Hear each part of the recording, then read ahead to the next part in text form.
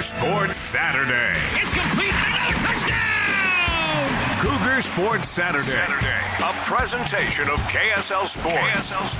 Left wing for three. He got it again! BYU Sports Talk by Cougar fans for Cougar fans. Here are your hosts, Mitch Harper and Matt Baiamonte. On Utah's legacy home of the Cougars. KSL News Radio, 102.7 FM and 1160 AM. Welcome back in. Hour number 2 underway. We're going to pivot a little bit here away from hoops and onto football because next week at this time we will have had spring football in the rearview mirror. It's coming up in a matter of days.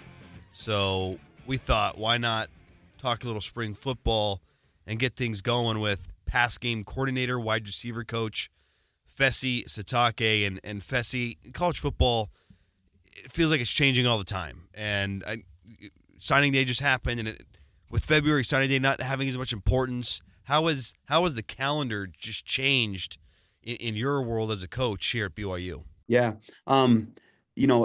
Everything is with the landscape of college football now as it relates to recruiting specifically, everything's been expedited and shifted up another, transfer, if you want to call it, or another season. So January is really, really, really busy. It's where most guys now, big time recruits who are signing at the Power 4 level are official visiting and committing in the summer now. And so that makes January those times where you have to start to solidify some of those relationships and set up visits and go see the kids at the school. We're able to meet in their homes now in that January period. These underclassmen, head coaches get one visit with at the school. And so there's a lot of those new rules that you have to take advantage of and make sure you're staying ahead in recruiting. So January was a really busy month for that recruitment. And then right after signing day, Coach Kalani's awesome. He always gives us, at least a week, 7 to 10 days off to allow us to kind of regroup from a busy January. And so it was nice to be able to get out, get some vacation, some sun with the family, and back at it, getting ready for spring ball. You and the rest of this coaching staff come back after an amazing season a year ago. What is it about this program that you guys want to continue to keep being part of this and building it? And I ask that because you guys could have probably opportunities to go elsewhere, yet you keep coming back. What is it that brings all these assistants to keep wanting to run it back? Yeah, a couple of factors. We have an amazing culture right now, not just on our team and the types of young men that we have. They're awesome football players. They get it. But the culture of the workspace. Kalani provides an unbelievable flexibility and balance for us as a coaching staff. It's thrown out there a lot, and it can be cliche, but we live it. And for us to be able to all go to our kids' games and practices through spring ball and through January when it's really hard, to have Sundays completely off to rest and regroup. Those are things as you're in this profession for a while, you realize you can't take them for granted. And, sometimes, like as a young coach, you can get so caught up in climbing the ladder and a lot of times that's at the expense of your values. And so now I think a lot of the coaches, we have a lot of experienced coaches who are great men who value those things. So that's a huge part of why, why we are able to keep players and staff intact, just because of the value we have in those things. You touched on this a moment ago, but college football is just changing by the year, right? How much competitive advantage do you think the culture and the continuity plays for BYU in just this crazy sport that we all love? Yeah, it's huge. I think these are the moments where culture stands out. It's put to the test. And I think that's a huge reason. On paper, sure, of course, we probably weren't expected to go 11-2, but that's why records aren't dictated by paper. They're by action and what you do. And I think we're able to prove that. You still have to have a level of talent. And I think we have a lot of really good players. We lost some, and it's our job through spring and summer and through future recruiting to keep that talent pool heavy. But I thought it was a great combination last year of talent and culture, especially in crazy times right now in college football. Talking with Fesi Sitake here on KSL News Radio. 8th season heading in for Coach Sitake, 10th for Kalani. You're developing a wide receiver unit, Fesi, that every year there's stars that are emerging. You've mentored a lot of guys during your time at BYU. I'm curious, Chase Roberts, he feels like he's got tons of ability to climb the all-time record books at BYU in receiving. What are your expectations for Chase in spring as he continues to recover, and then ultimately this fall in the season? Yeah, through spring, obviously, I think we've kind of framed this injury as it's tough because it's fresh, but as a blessing in disguise. Like, I know what Chase can do.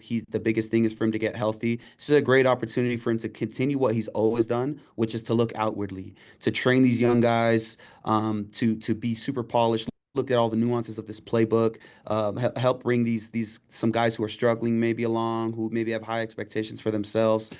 So I'm super excited for him to kind of take on that role. Like I said, he's always done it, but you can't do it at the level he's about to do it now, unless you can't practice. And so we've kind of had to frame it that way, and he gets it. And then in the season, like you said, I have the highest of expectations for him, and that's not in a way to put pressure on him. He knows it. A kid's special, and I think he'll go down for sure as one of those receivers in BYU history. He deserves it. I'll take a million Chase Roberts and just how he carries himself every single day, how he operates. He's the ultimate professional, and we're gonna miss his presence a lot. But we still have a full season ahead with him, so I'm excited to watch him. We're gonna use him in a lot of different ways. I think the targets will increase with him for various reasons. But yeah, I can't wait to watch his production. Are there any other receivers that I don't want to say their role is solidified because that's just not the nature of football, right? You always have to earn your role. But are there some returning guys who you might be limiting a little bit to avoid injury because you know what they can do? Yeah. I think every year naturally you have to be smart, but this year especially, we bring everyone back, but with the exception of Darius, and so yeah, Parker Kingston, JoJo Phillips, Keelan Marion, will all be ready and available to practice, but we're going to be very smart and strategic in how and when we use them.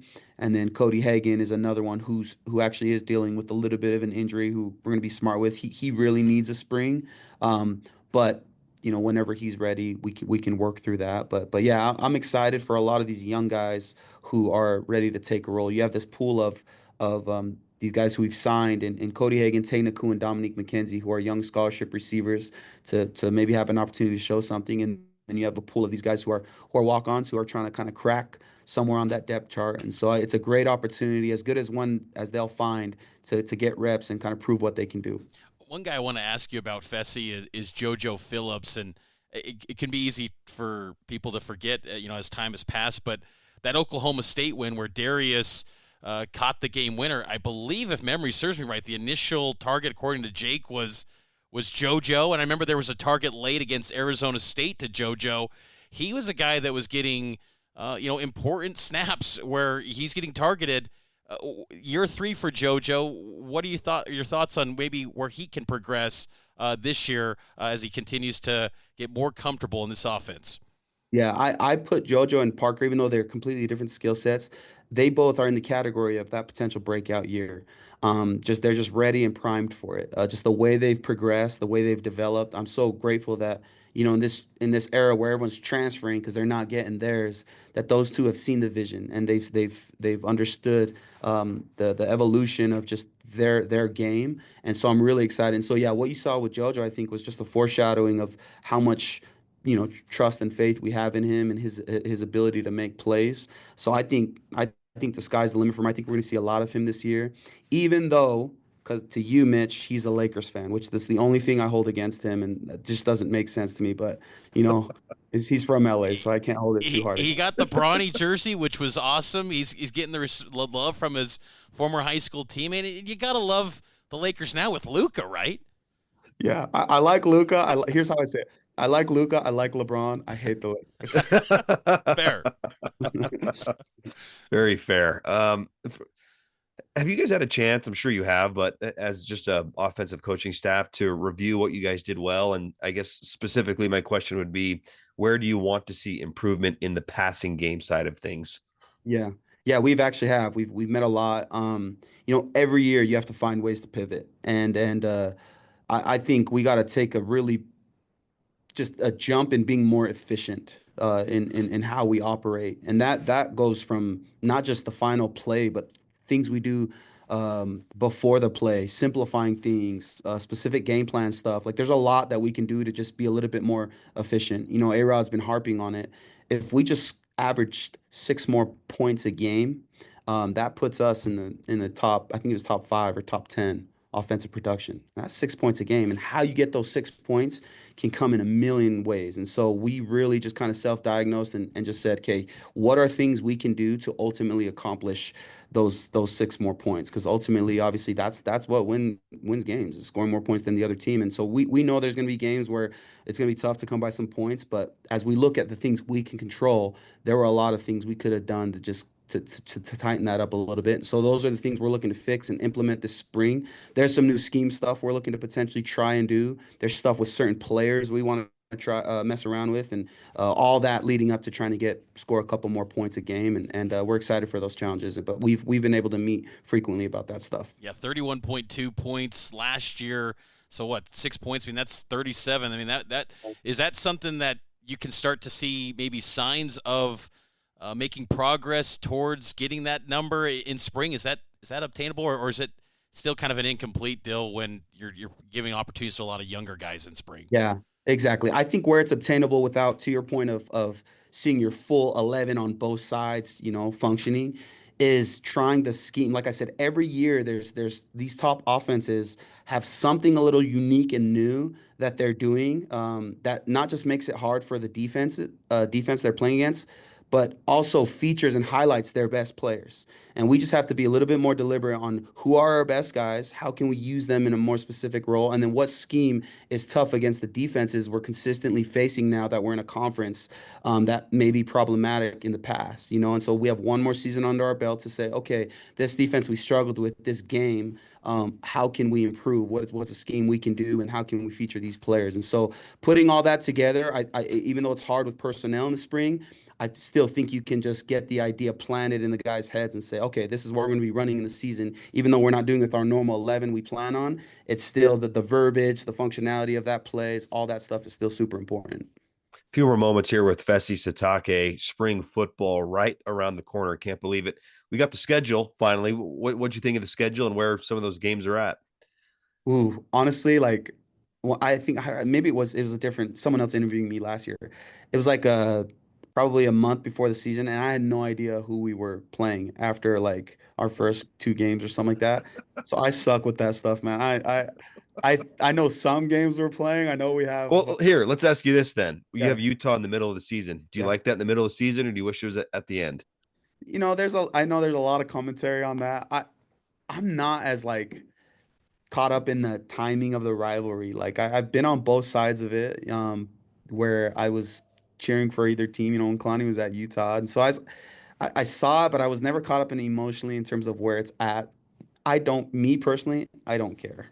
Whether it's the first game of the year, the middle game, or the last game of the year, I think it's awesome for the fans. I'm not saying it's not important where it's placed. I just don't have a strong opinion on it. You know, I'm just Hey, playing them. as a warm weather guy, though, you got to love it in October, right?